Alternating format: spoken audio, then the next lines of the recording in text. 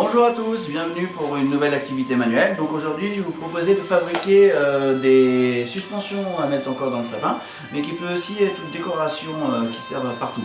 Donc ça sera des petites étoiles en pâte à sel.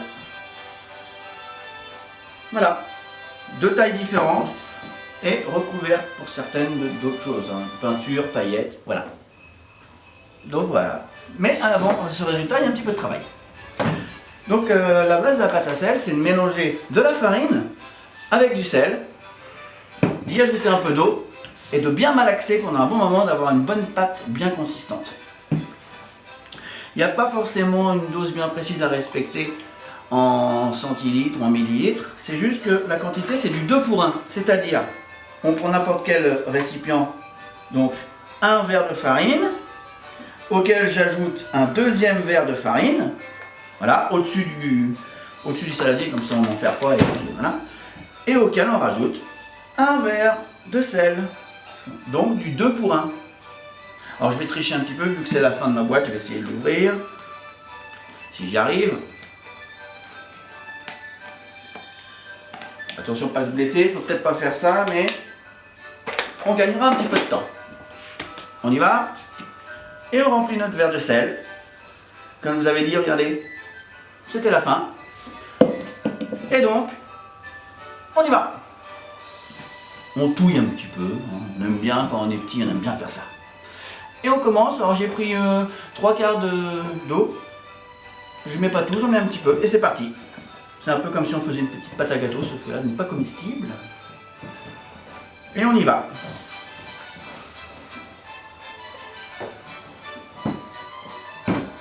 Je rajoute mon eau. Puis-je demander à quelqu'un de me remettre un petit peu d'eau, s'il vous plaît? Merci. Donc attention de ne pas mettre toute l'eau tout de suite, sinon après c'est pas jouable. Regardez déjà là, avec l'eau que j'ai mis, regardez si je récupère un peu tout sur mes mains, j'arrive déjà à faire une belle boule. Hein. Vous avez vu?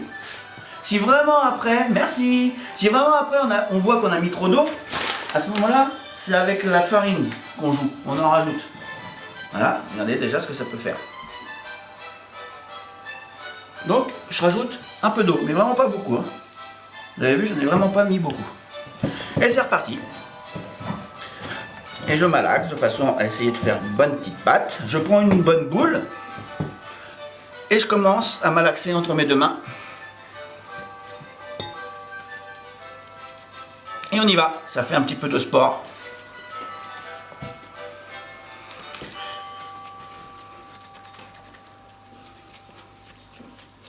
Hein, on récupère en même temps sur ses doigts.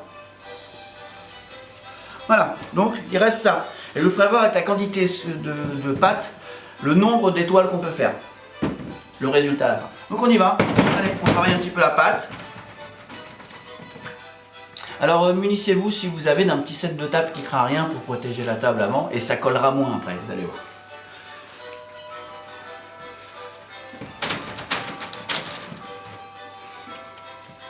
Ah, c'est du boulot, mais pour un beau résultat.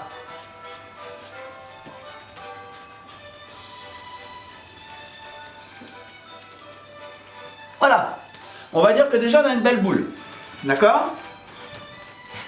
On peut commencer. Alors j'avoue que ces petites étoiles, vous les trouvez plutôt belles, merci du compliment, mais j'ai un peu triché. J'ai utilisé ce qu'on appelle des emporte-pièces.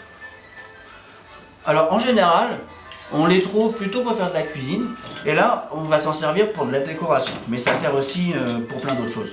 Voilà, donc si vous êtes capable, vous pouvez très bien en fabriquer avec des petits bouts de carton, ou bien vous appliquer, avant de faire votre petite étoile, bien les tracer.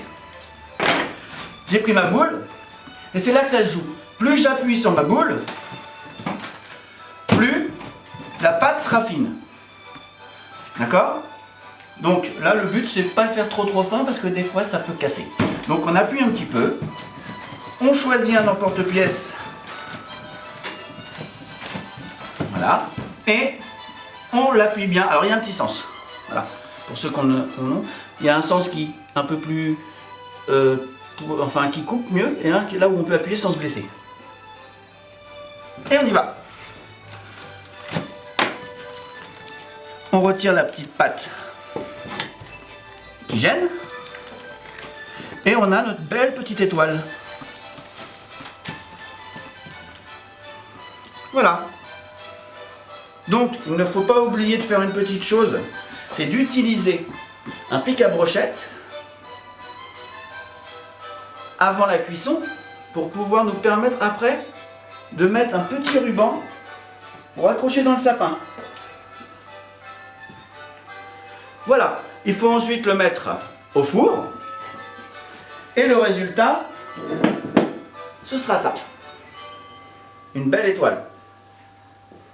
Une fois que c'est cuit, donc le four, vous voyez, regardez avec vos parents, mais normalement la pâte à sel, vous la mettez à 180 degrés pendant une vingtaine de minutes. Voilà. Une fois arrivé là, vous munissez d'un petit peu de peinture, d'un petit pinceau. Donc moi je l'ai fait jaune comme une étoile, vous faites à votre guise, de la couleur que vous voulez, même avec plein de petits détails. Et comme je vous dis, il y en a même une que j'ai fait en jaune et sur laquelle j'ai rajouté des paillettes. Donc, un petit bout de ruban qu'on met dans le trou, on fait le petit nœud et on arrive à ce résultat. Avant d'aller la mettre dans le sapin, regardez le nombre d'étoiles que j'ai pu faire avec la quantité de farine et de sel que j'ai utilisé.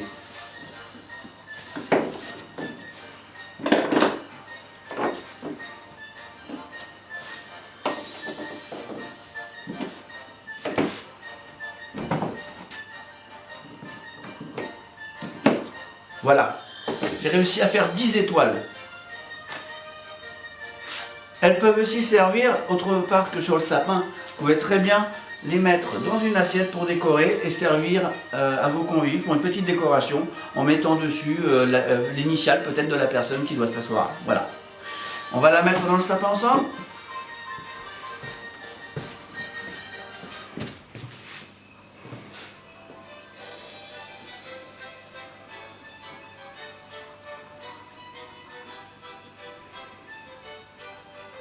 Et voilà.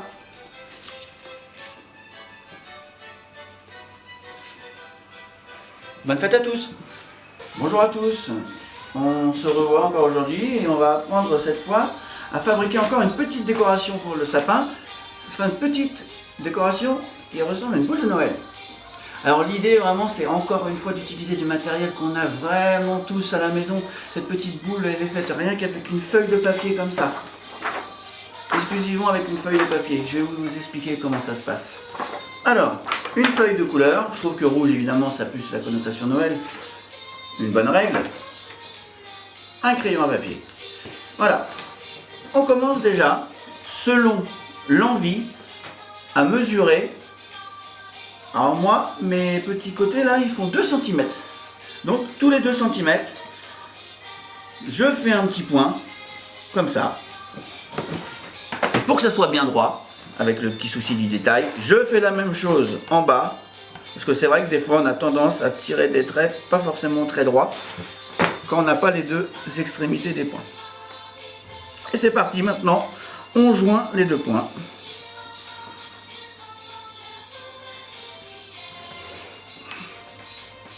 Le nombre de bandes que vous voulez. Vous allez voir combien il en faut pour faire celle-ci. J'en ai donc coupé 3 moi, afin de ne pas trop gâcher de papier. À l'avance, ça me servira à autre chose. J'ai déjà fait mes bandes. Alors on va en couper une pour faire voir.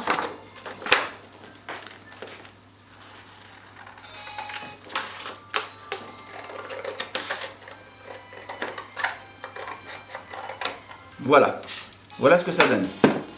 Une fois qu'on les joint, comme ça, cela nous donne un petit rond comme ça. On en fait plusieurs, de façon à pouvoir les mettre les uns dans les autres. Comprenez le concept? On en a 4, on en rajoute d'autres.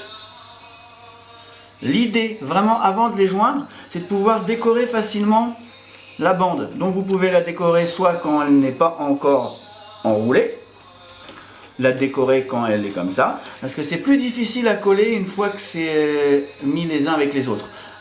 Une petite agrafe en haut, une petite agrafe en bas, sans oublier de mettre un petit bout de ruban ou de bolduc afin de pouvoir l'accrocher dans le sapin. Voilà, avec du petit papier, des bouts de papier, on fait une belle boule de Noël. Et on va la mettre dans le sapin.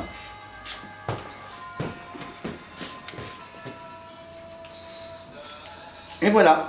Et si avec tout ça, j'ai pas de cadeau Noël, moi je comprends vraiment pas.